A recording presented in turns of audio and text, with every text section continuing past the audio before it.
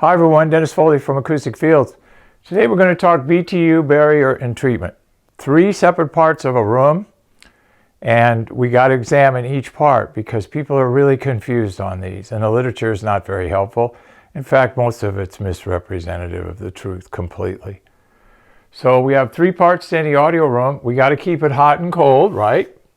We got to keep noise in and out, and we got to treat the energy that's in the room for absorption and diffusion, depending on the usage. We all know home theater is different than 2-channel.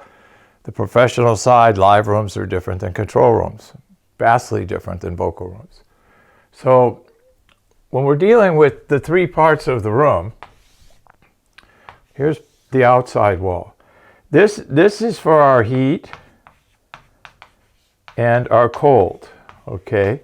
This is where you get R values coming into place. How much insulation do I need? Well, that depends upon the temperature outside and the temperature that you want inside. Just like noise. Depends on the noise outside and the noise inside.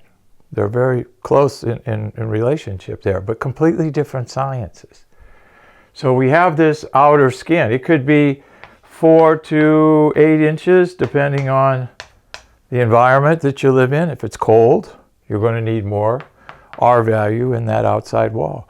Then you got the exterior brick or whatever you use on the outside of the building to make it pretty. Okay, so that's one part. Now the next part right next to it is the noise.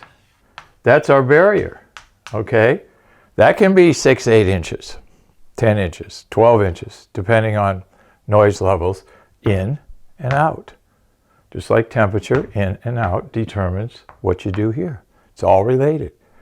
Okay, and then inside the room, we're going to need low frequency management, diffusion. That's going to take another 8 to 10 inches of space. So you can see that it's a complicated process. And what people are confusing is they're taking the heat and cold treatment and they're using it for absorption and diffusion inside the room. You can't do that. If you think about doing that, all it does is attenuate higher frequencies and you won't have any balance in the room. So you want to do all your management in the treatment side. Okay, don't use hot and cold spray foams and stuff like that as a sound absorption technology. Their rates and levels aren't even predictable. They're not measurable. If you can't predict and measure, you can't have a good quality sounding room. Okay, because no room's perfect, but we have to have numbers to get towards that perfection. And we need the numbers to dictate the treatment type, surface, amount. Remember, tap, type, amount, and position of treatments. So the bottom line here is we got 3 separate parts of our room. We got to keep the house or room warm and cold. Make the outside look pretty for the neighborhood. Don't paint the house pink. Noise, that's barrier technology. And then the diffusion and absorption in the room. 3 separate systems in the house or the room, 3 separate sciences. There's no overlap. You can't use treatment for noise. You can't use noise to keep the room warm and cold. Okay, they're separate. Separate materials, separate sciences. So don't confuse them, okay, because you won't be happy with the results. And people do all the time. So just remember that they're separate sciences, separate applications towards your strategy. Hope this helps. Thank you. Thank you for watching this video, and if you liked it, please give us a thumbs up.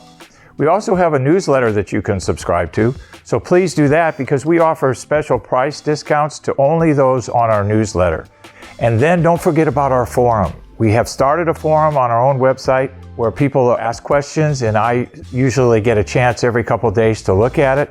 There's an interchange between people on the forum, and we'll give you real answers on a regular basis, so that'll help you.